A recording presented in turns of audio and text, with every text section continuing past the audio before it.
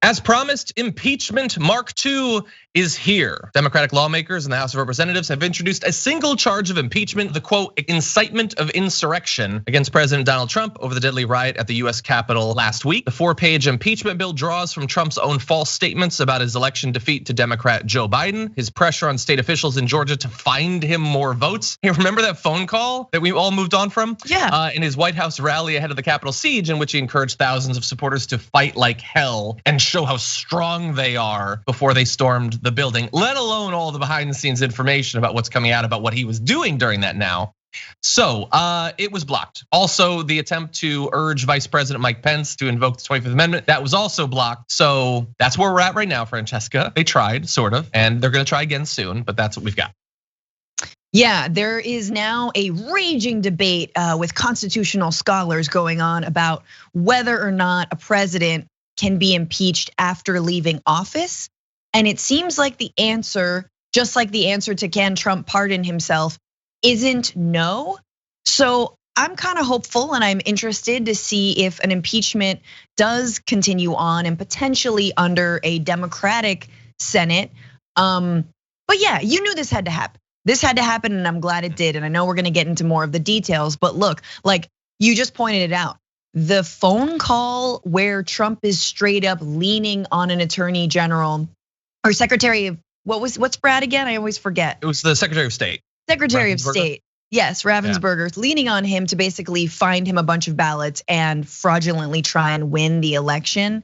Like, I don't really understand why that's just lumped into one article of impeachment. It feels very separate than the incitement of the violence, is separate than trying to, bribe or lean on or pressure an official to actually cheat an election for you.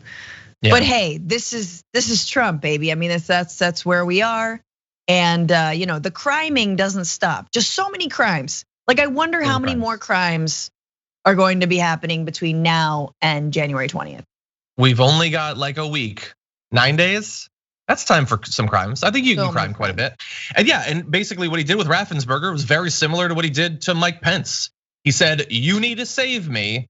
Wink, wink, nudge, nudge. If you don't, people are gonna be really mad, And Raffensperger has faced death threats. His wife has faced death threats. They removed people from the Georgia Capitol at the same time. Everybody's focused on DC. I understand we're almost entirely focused on DC, but there were multiple state level versions of this that were going on at the same time that red hat wearers were storming the Capitol to find and possibly execute Mike Pence. It's a very similar sort of thing. And this is what we've got, the attempt to impeach. There's gonna be a vote later on this week. They tried to do it basically by acclamation or whatever, just a voice thing. They're gonna go on the record and have a vote later on. Mitch McConnell, who unfortunately still has power, says that it's not gonna happen in the Senate. So despite the fact that Mitch McConnell, from what I've read, had to be basically picked up and carried out of the building to avoid them potentially harming or killing him, that caused him to turn rhetorically against Trump a little bit. But even that, a threat to his ailing turtle body was not enough to get him to support impeachment, or at least not stand against it. You could just allow a vote and then vote against it. He's gonna block a vote from happening effectively. Man, I just imagine like the least sexy version of The Bodyguard of someone grabbing Mitch McConnell, and I will always block your legislation. I'm so sorry, it's too early. That was pretty good. It's too early to sing. I mean, usually I can hit those notes. Yeah, McConnell. Oh, but I do have. Sounds like. That is what he sounds like. Oh, McConnell.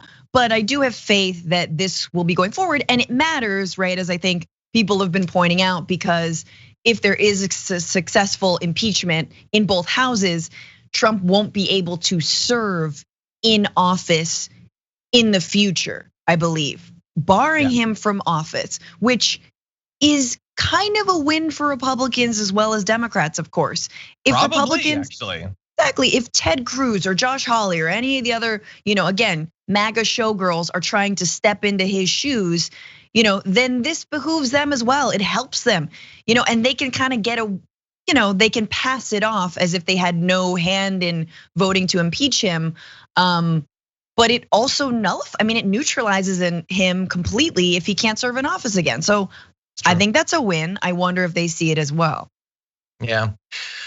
We'll see. We'll see what happens on Wednesday. I have said for a long time, I don't think that any of these things are actually going to happen. I think that we're going to get to Biden becoming president, and then the sword of Damocles wielded by Trump will be hanging over our heads for the next few years. But I don't think anything else is going to happen.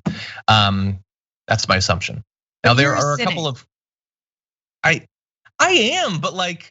I'm a mix. I'm a parfait where it's like a layer of vanilla ice cream, a layer of delicious ground beef.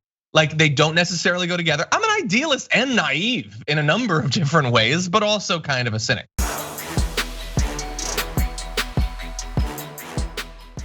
For more political news breakdowns, interviews, stories of activism, and me trying my hardest to care about the occasional big celebrity news story, subscribe to our YouTube channel at youtube.com/The Damage Report. And you can ring the bell wherever it is so you don't miss anything.